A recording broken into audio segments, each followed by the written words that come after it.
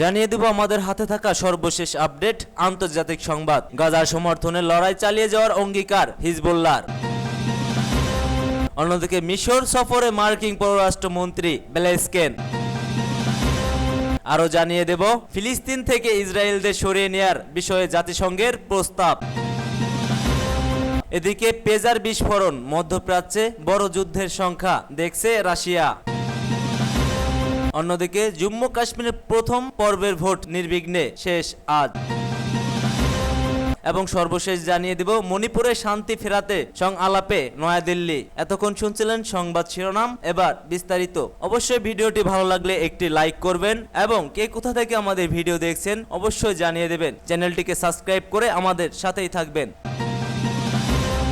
গাজার সমর্থনে লড়াই চলে যাওয়ার অঙ্গীকার হিজবুল্লাহর। পেজার বিস্ফোরণের পর লেবাননের হিজবুল্লাহর গোষ্ঠী গাজার সমর্থনে বিগত দিনের মতো তাদের অভিযান অব্যাহত রাখার অঙ্গীকার করেছে। এই বিস্ফোরণের জন্য হিজবুল্লাহর ইসরায়েলের দায়ী করেছেন। হিজবুল্লাহর বুধবার যোগাযোগ মাধ্যম টেলিগ্রামে প্রকাশিত এক বিবৃতিতে বলেছে, আমাদের অভিযান অব্যাহত থাকবে। অপরাধী শত্রুরা মঙ্গলবার যে ধ্বংসযজ্ঞ চালিয়েছে তার পরিমাণের জন্য তাদের এখন অপেক্ষা করতে হবে। লেবানন ভিত্তিক সশস্ত্র গ্রুপ হিজবুল্লাহ সদস্যদের ব্যবহৃত পেজার বিস্ফোরিত হয়ে কমপক্ষে 9 জন নিহত এবং 2800 জনেরও বেশি লোক আহত হয়েছেন। লেবাননের সশস্ত্র মন্ত্রী ও এই তথ্য জানিয়েছেন। এই তৎপরতার জন্য ইসরায়েলের দোষারোপ করা হয়েছে। রাস্তায় অ্যাম্বুলেন্স ছুটিতে থাকা এবং লেবাননের রেডক্রস চিকিৎসক ও নার্সদের দ্রুত হাসপাতালে আসতে আর অসামরিক লোকজনকে রক্তদান করতে বলে। লেবাননের কর্মকর্তারা বলেন, এসব মৃত্যু ও বিপুল সংখ্যক লোক হতাহত হওয়ার কারণে হচ্ছে পেজার বিস্ফোরণ। তারা জনসংখ্যাকে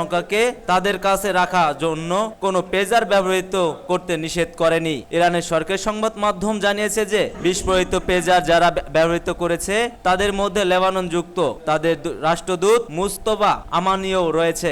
ইসরায়েলের বিরুদ্ধে আক্রমণের এই অভিযোগে ইসরায়েল ও লেবাননের মধ্যে উত্তেজনা আরো বাড়িয়ে তুলেছে। ইসরায়েলি সীমান্তের কাছে স্থানীয় কর্মকর্তারা সেখানকার অধিবাসীদের বোমা আশ্রয়স্থলে থাকার কথা বলেছে, এই আশঙ্কায় যে হিজবুল্লাহ পাল্টা আক্রমণ চালাতে পারে। আরো আগের দিকে ইসরায়েল গাজা হামাসের বিরুদ্ধে যুদ্ধ আরো প্রসারিত করার ঘোষণা করে, যাতে করে ইসরায়েলের উত্তরাঞ্চলের বাসিন্দারা তাদের ঘর বাড়িতে ফিরে যেতে পারে। ইসরায়েল লেবানন সীমান্তের বর্তী এলাকায় হিজবুল্লাহর সাথে সংঘাতের জন্য তারা তাদের অবস্থান ছেড়ে অন্যত্র চলে যায়। 1 লাখেরও বেশি লোক সীমান্তে লেবাননের দিকে পালিয়ে গেছেন।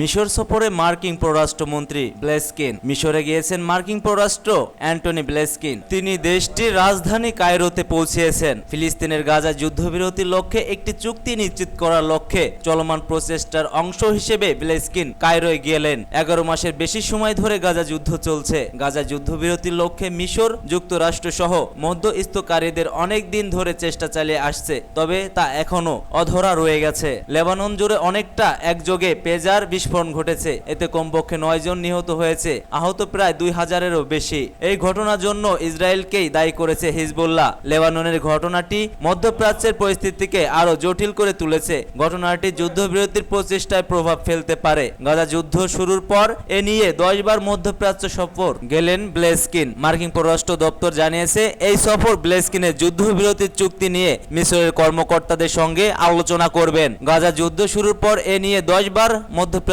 সফরে গিয়েছেন ব্লেসকেন। মার্কিন কর্মকর্তারা ব্যক্তিগতভাবে বলেছেন, তারা কায়রোয় আলোচনার বড় কোনো অগ্রগতির হওয়ার আশা করে না। তবে ব্লেসকেনের এই সফর ইসরায়েলের হামাসের মধ্যে একটি যুদ্ধবিরতি চুক্তি করার ক্ষেত্রে চাপ হিসেবে কাজ করে যাবে। ফিলিস্তিন থেকে ইসরায়েলদের সরিয়ে নেয়ার বিষয়ে জাতিসংঘের প্রস্তাব। দখলকৃত ফিলিস্তিনি অঞ্চলগুলো থেকে ইসরায়েলদের সরিয়ে নেয়ার বিষয়ে জাতিসংঘের সাধারণ পরিষদে নতুন একটি প্রস্তাব তোলা হবে আজ। বিশেষ অধিবেশনে প্রায় 3 ঘন্টা ব্যাপী আলোচনা হয় এই ইস্যুতে। খবর আনাদুলো এজেন্সি। প্রস্তাবের পক্ষে সমর্থন দিতে সদস্য রাষ্ট্রগুলোর প্রতি আহ্বান জানান ফিলিস্তিনি প্রতিনিধি রিয়াদ মনসুর। এরই মধ্যে ইতিবাচক অবস্থানের কথা জানিয়েছেন চীন ও আয়ারল্যান্ড। প্রস্তাবে শান্তি প্রক্রিয়া নিয়ে স্পষ্ট কোনো দিক নির্দেশনা নেই বলে দাবি যুক্তরাষ্ট্রের। বিলটির সমালোচনা করেছে ইসরায়েলের প্রতিনিধিও। তাদের দাবি, কূটনৈতিক সন্ত্রাসের মাধ্যমে ইসরায়েল ধ্বংসের প্রস্তাব এটি। পেজার বিস্ফোরণ, মধ্যপ্রাচ্যে বড় যুদ্ধের শঙ্কা দেখছে রাশিয়া। লেবানন জুড়ে ভয়াবহ পেজার বিস্ফোরণের ঘটনাকে কেন্দ্র করে মধ্যপ্রাচ্যে বড় ধরনের যুদ্ধের শঙ্কা দেখছে রাশিয়া। এক বিবৃতিতে রুশ পররাষ্ট্র মন্ত্রণালয়ের মুখপাত্র মারিয়া জাখরোভা বলেন, যা ঘটেছে তা লেবাননের বিরুদ্ধে যুদ্ধের আরেকটি পদক্ষেপ হিসেবে বিবেচনা করছি। এই বিস্ফোরণের ঘটনায় হাজার হাজার নিরীহ মানুষ ক্ষতিগ্রস্ত হয়েছে। তিনি বলেন, উচ্চ প্রযুক্তিগত এই আক্রমণ ইচ্ছাকৃতভাবে মধ্যপ্রাচ্যের একটি বড় যুদ্ধের উস্কানি দেওয়ার জন্য করা হয়েছে। এর ফলে মধ্যপ্রাচ্য বড় পরিসরে যুদ্ধ আশঙ্কা তৈরি হয়েছে। এর আগে রুশ পররাষ্ট্র মন্ত্রণালয় বলেছে যে এই ঘটনা তদন্ত প্রয়োজন। লেবাননের রাজধানী বৈরুত এবং আরো বেশ কয়েকটি শহর একযোগে বেশ কিছু বিস্ফোরণ ঘটানো হয়েছে। এতে কমপক্ষে 12 জন নিহত হন। আহত হয়েছে আরো কমপক্ষে 2750 জন। আহতদের মধ্যে লেবাননে যুক্ত ইরানের রাষ্ট্রদূত রয়েছে। এছাড়া হিজবুল্লাহর বেশ কয়েকজন যোদ্ধাও আহত হয়েছে বলে জানা গিয়েছে। এই ঘটনার জন্য ইসরায়েলকে দায়ী করেছে লেবানন সশস্ত্র গোষ্ঠীটি। আহতদের মধ্যে অন্তত 200 জনের অবস্থা আশঙ্কাজনক। পেজার হলো এক ধরনের ছোট যন্ত্র যা মোবাইল ফোনের বিকল্প হিসেবে যোগাযোগের জন্য ব্যবহৃত হয়। হঠাৎ লেবাননের বিভিন্ন স্থানে একের পর এক পেজার বিস্ফোরিত হতে থাকে। সেগুলো হ্যাক করে বিস্ফোরণ ঘটানো হয়েছে বলে ধারণা করা হচ্ছে। এক বিবৃতিতে হিজবুল্লাহ জানিয়েছে যে পেজারগুলোতে বিস্ফোরণ ঘটেছে সেগুলো হিজবুল্লাহর বিভিন্ন ইউনিট ও প্রতিষ্ঠানের কর্মীরা ব্যবহার করতেন। এসব বিস্ফোরণ তাদের অন্তত 2 যোদ্ধা নিহত হয়েছে। এসব বিস্ফোরণের জন্য সরাসরি ইসরায়েলকে দায়ী করছে গোষ্ঠীটি। তারা বলছে এর জন্য ইসরায়েলকে উপযুক্ত শাস্তি পেতে হবে।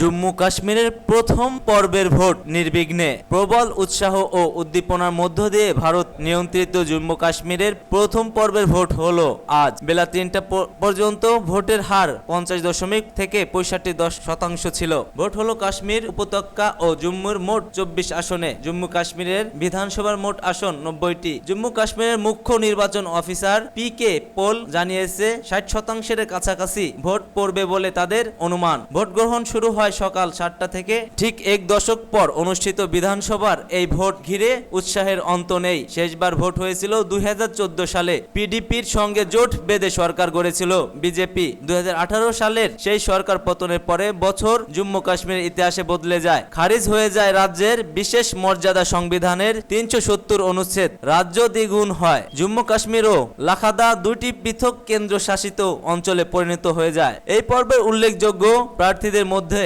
রয়েছে বিডিপি নেত্রী মেহবুবা মুফতির মেয়ে ইলতিয়াস মুফতি। তিনি লড়েছে বিজিবিহারা কেন্দ্র থেকে।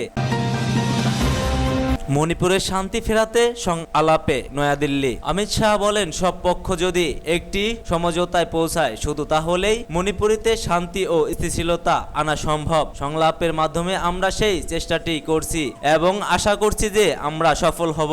মণিপুরের রাজ্য সরকারের বর্তমানে রয়েছে বিজেপি। রাজ্য ও কেন্দ্রীয় সরকারের প্রতিনিধিরা আলাপে রয়েছে বলে জানিয়েছে অমিত শাহ। জাতিগত বৈচিত্র্য ভরপুর মণিপুরে গত বছর মে মাস থেকে মেতেই সম্প্রদায়, হিন্দু এবং খ্রিস্টান ধর্মাবলম্বী কুকি চীন জাতিগোষ্ঠীর মধ্যে সংঘাত শুরু হয়। ওই মাসে রাজ্যের সংখ্যাগুরু মেতেই জাতিগোষ্ঠীকে তফসিলি জাতি হিসেবে ঘোষণা করে মণিপুরি হাইকোর্ট। সেই সঙ্গে ভারতের বিধানসভা অনুসারে সরকার চাকরি এবং ভারতের জাতীয় শিক্ষা প্রতিষ্ঠানগুলোতে মেতেইদের জন্য কোটা ব্যবস্থা চালুর নির্দেশও দেন আদালত। আদালতের এই আদেশে ক্ষুব্ধ হয় রাজ্যটির সংখ্যালঘু জাতিসংঘ কর্তৃক জাতিগোষ্ঠী কুকি এবং সেই দিন থেকে প্রতিবাদ শুরু হয় রাজধানী ইস্ফহল সহ বিভিন্ন এলাকায়। অল্প সময়ের মধ্যেই জাতিগত সংঘাত শুরু হয় ভারতের উত্তর পূর্ব অঞ্চলীয় এই রাজ্যটিতে। বিগত কয়েক মাস খানিকটা থিতিয়ে এলেও সম্প্রতি ফের তীব্র রূপ নিয়েছে জাতি সংঘাত। পরিস্থিতি নিয়ন্ত্রণে আনতে গত 10